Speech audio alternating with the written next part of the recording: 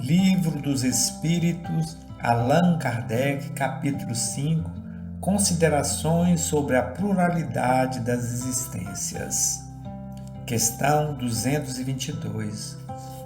O dogma da reencarnação, dizem certas pessoas, não é novo.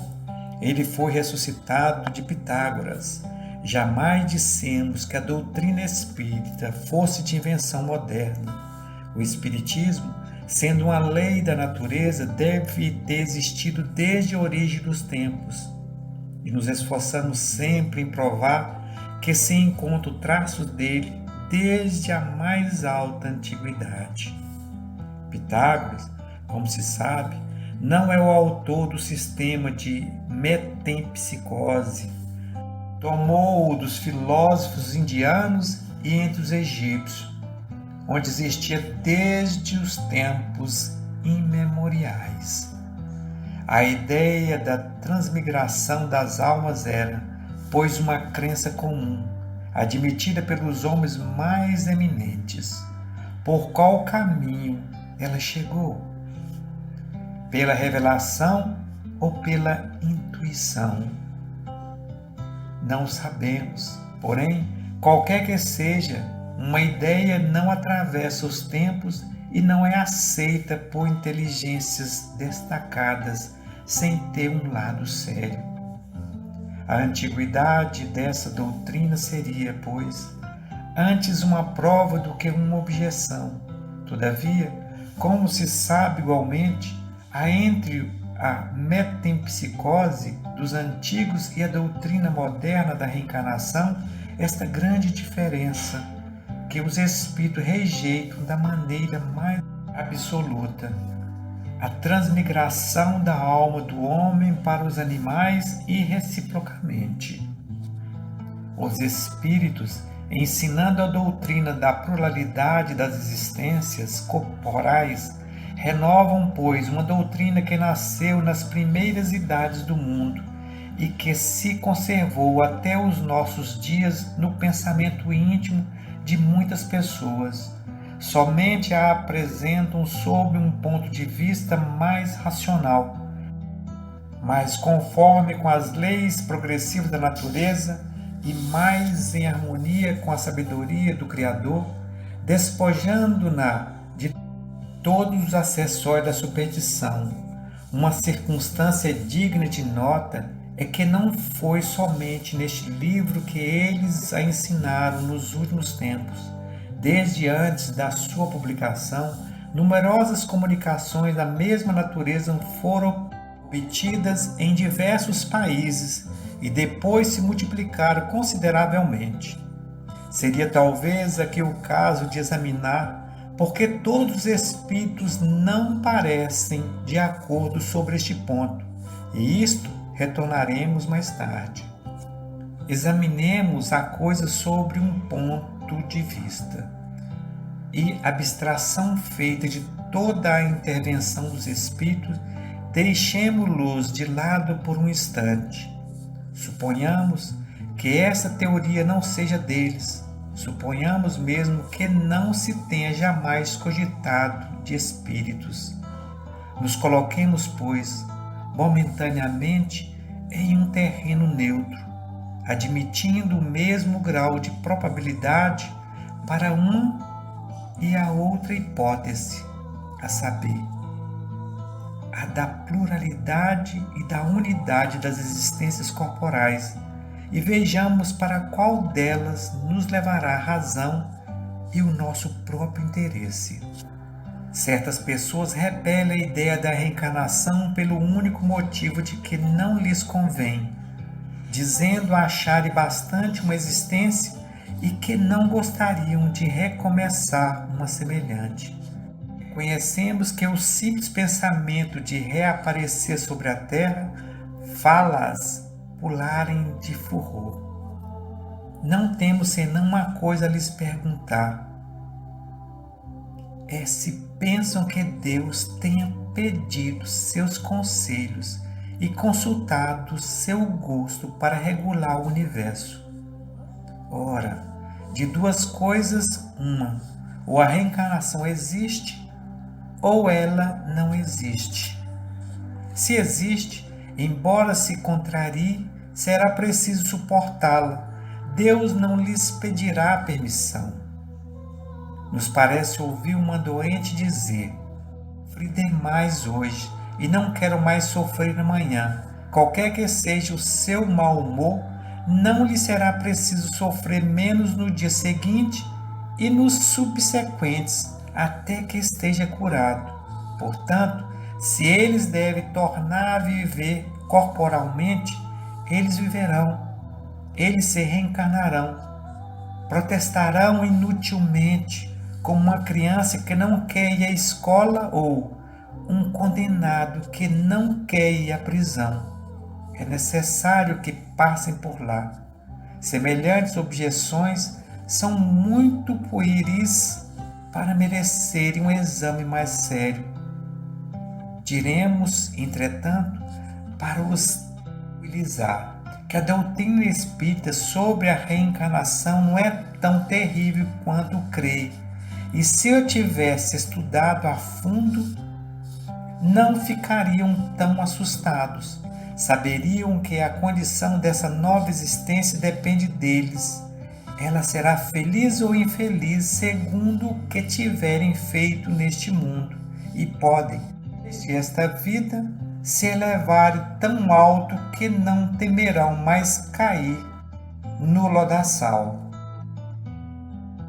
Supomos que falamos a pessoas que creem em um futuro qualquer depois da morte, e não aqueles que se dão o nada por perspectiva ou que pretendem afogar sua alma no todo universal, sem individualidade, como as gotas de chuva no oceano, o que vem a ser o mesmo. Se, pois, credes num futuro qualquer, não admitireis, sem dúvida, que ele seja o mesmo para todos, pois, de outro modo, onde estaria a utilidade do bem? Por que se reprimir, não satisfazer todas as suas paixões, todos os seus desejos, fosse mesmo à custa de outros, uma vez que, com isto, não teria consequência? Credes que este futuro será mais ou menos feliz ou infeliz segundo o que fizermos durante a vida? Tendes, pois, o desejo de que seja tão feliz quanto possível, uma vez que o deve ser pela eternidade.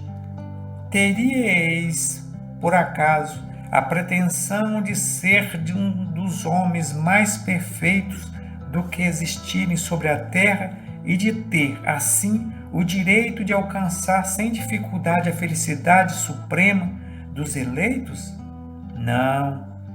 Admites que há homens que valem mais que vós e que têm direito e uma melhor situação, sem que com isso estejais entre os condenados.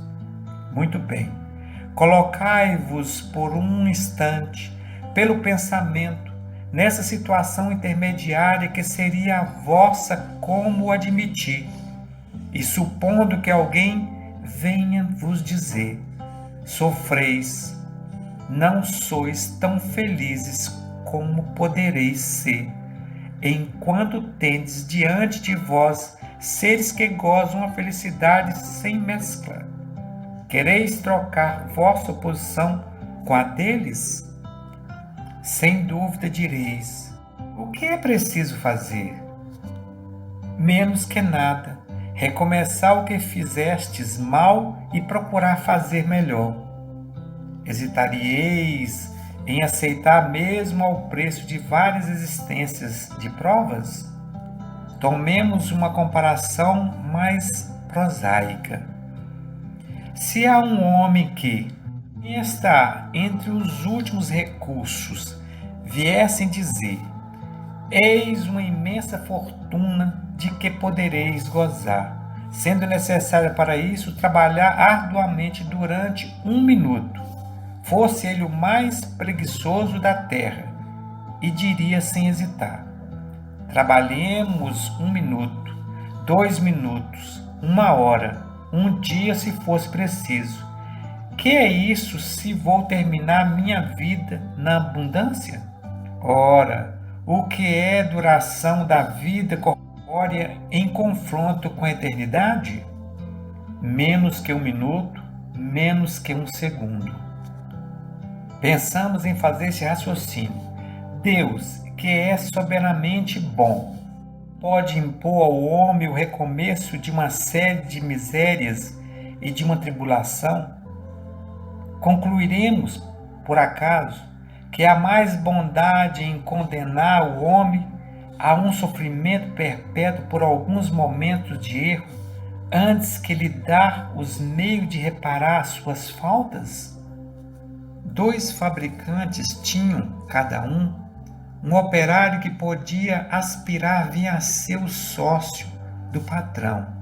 Ora, aconteceu que esses 2 operários empregaram uma vez muito mal a sua jornada de trabalho e mereceram ser despedidos. Um dos 2 fabricantes despediu seu operário, malgrado suas súplicas, e ele, não tendo encontrado trabalho, morreu de miséria. O outro disse ao seu: perdestes um dia e me deveis outro em compensação. Executastes mal o teu trabalho, e dele me deveis a reparação. Eu vos permito recomeçar. Tratai de o executar bem, e eu vos conservarei, e podereis sempre aspirar à posição superior que vos prometi. Há necessidade de se perguntar qual dos 2 fabricantes foi o mais humano? Será Deus, a própria clemência, mais impiedoso que o homem? O pensamento de que nosso destino está fixado para sempre em razão de alguns anos de provas, mesmo quando não tenha dependido de nós alcançarmos a perfeição sobre a terra, tem qualquer coisa de doloroso, enquanto que a ideia contrária é eminentemente consoladora. Ela nos deixa a esperança. Assim, sem nos pronunciarmos pró ou contra a pluralidade das existências, sem admitir uma hipótese antes de outra, diremos que, se tivéssemos a escolha, não existe ninguém que preferiria um julgamento sem apelação. Um filósofo disse que, se Deus não existisse, seria preciso inventá-lo para a felicidade do gênero humano. Pode-se dizer o mesmo da pluralidade das existências, mas, como dissemos, Deus não nos pede permissão, não consulta nosso gosto. Isto é ou isto não é. Vejamos de que lado estão as probabilidades e tomemos a coisa em um outro ponto de vista, sempre abstração feita do ensino dos Espíritos e unicamente como estudo filosófico. No próximo vídeo, terminaremos as considerações sobre a pluralidade das existências.